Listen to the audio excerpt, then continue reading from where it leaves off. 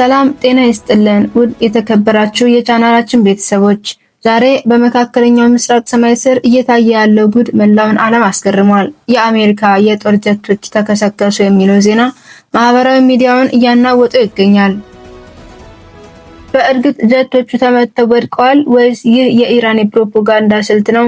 ዛሬ በዚህ ቪዲዮ ከጀቶቹ መከስከስ ጀርባ ያለውን እውነት፣ በኢራንና በአሜሪካ መካከል ያለውን አስቂኝ የሚባል የዛቻ ጦርነትና በመካከለኛው ምስራቅ የሚገኙ ወገኖቻችን ስደተኞች ያሉበትን አሳሳቢ ሁኔታ በዝርዝር እንመለከታለን። እስከ መጨረሻው አብራችሁን ቆዩ።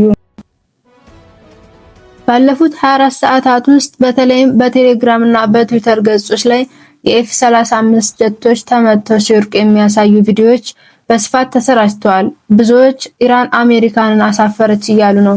ነገር ግን ሐቁ ምን ይሆን? የመረጃ አጣሪዎች እንደሚሉት ከሆነ አብዛኞቹ ምስሎች የተቀረጹት ከዓመታት በፊት በልምምድ ወቅት ካጋጠሙ አደጋዎች ነው። እንዲያውም አንዳንዶቹ አርማ 3 ከተሰኘ የቪዲዮ ጌም የተወሰደ ነው ይላሉ።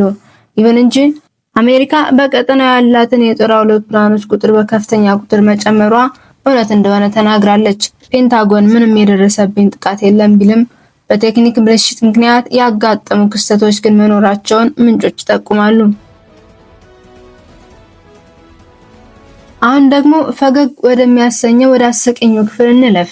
በኢራንና በአሜሪካ መካከል ያለው ፍጥጫ አንዳንዴ ጦርነት ሳይሆን የቃላት ድራማ ይመስላል። ለምሳሌ ኢራን እስራኤልን ወይም አሜሪካን ልታጠቃ ስትል በ72 ሰዓት ውስጥ እናጠናቅቃቸዋለን ብላ አስቀድማ መልእክት ትልካለች። ይህ ሁኔታ በኢንተርኔት ተጠቃሚዎች ዘንድ ቀጠሮ ተይዞለት የሚደረግ ድብድብ ተብሎ እየተቀለደበት ይገኛል። የአሜሪካ ጀቶች በቢሊዮን ዶላር የሚቆጠሩ መሆናቸውና የኢራን ድሮኖች ደግሞ ከቤት ውስጥ ቁሳቁስ ሳይቀር የሚሰሩ ርካሽ መሆናቸው የሀብታምና የድሃ ጦርነት የሚል ስያሜ ሰጥቶታል። አሜሪካ አንድ ሚሳኤል ስትተኩስ ቢሊዮን ዶላር ታጠፋለች፣ ኢራን ግን በ200 ድሮን ታስጨንቃለች የሚሉ ቀልዶች በፌስቡክ እና ቲክቶክ እየተሰራጩ ይገኛሉ። ነገር ግን ከቀልዱ በስተጀርባ ያለው እውነትን ስንመለከት በዚህ ፍጥጫ መሃል በሺዎች የሚቆጠሩ ኢትዮጵያውያን ወገኖቻችን በሊባኖስ፣ በየመንና በሳውዲ አረቢያ በጭንቀት ይገኛሉ። አውሮፕላኖች ሲበሩና የሚሳኤል ድምጽ ሲሰማ ፓስፖርታቸው በእጃቸው የሌለና መጠለያ ያጡ እህቶቻችን ወዴት እንደሚሸሹ ግራ ገብቷቸዋል። መንግስት ዜጎችን ለመመለስ ጥረት እያደረገ ቢሆንም በቀጠና ያሉ አለመረጋጋት ጉዞውን ፈታኝ አድርገውታል። በአጠቃላይም በመካከለኛው ምስራቅ ያለው ውጥረት አሁንም እንደቀጠለ ነው። የጀቶቹ መከስከስ ወሬ በአብዛኛው የዲጂታል ጦርነት አካል ቢሆንም እውነተኛው ጦርነት ግን በማንኛውም ሰዓት ሊፈነዳ እንደሚችል ይታወቃል። እናንተስ ምን ትላላችሁ? የአሜሪካና የኢራን ፍጥጫ መጨረሻው ምን ሊሆን ይችላል ብላችሁ ታስባላችሁ? ሐሳባችሁን ኮሜንት ላይ አሳውቁን። ከዚህ ጋር በተገናኘም የኢትዮጵያ አየር መንገድ ወደ መካከለኛ ምስራቅ የሚደረጉ በረራዎችን እየሰረዘ ይገኛል።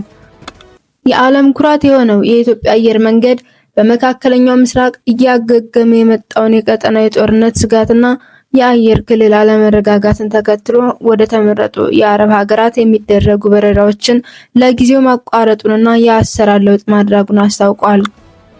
አየር መንገዱ በይፋ ባወጣው መግለጫ መሰረት ተደጋጋሚ የሮኬትና የሚሳኤል ጥቃቶች በሚሰነዘርባቸው አካባቢዎች የሚገኙ አየር ማረፊያዎችን ለደህንነት ሲባል ዘግቷል። ለምሳሌ ያህልም ቤሩት። በሊባኖስ ያለው ውጥረት እጅግ አደገኛ ደረጃ ላይ በመድረሱ ወደ ቤሩት የሚደረጉ ሁሉም በረራዎች ላልተወሰኑ ጊዜ ተቋርጠዋል። ሌላኛዋ ሀገር ደግሞ ቴል አቪቭ እስራኤል ናት። ምንም እንኳን የአረብ ሀገር ባትሆንም በቀጠናው ካለው ግጭት ጋር ተያይዞ ወደዚህ መዳረሻ የሚደረጉ በረራዎች ሙሉ ለሙሉ ተሰርዘዋል።